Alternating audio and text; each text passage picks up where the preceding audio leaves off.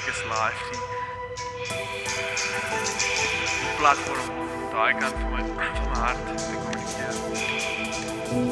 Ja, nee, dit was so intens geweest. Alles, die live shows, die skryfproses, die toere. Dus ja, dit was seker meer as net musiek geweest.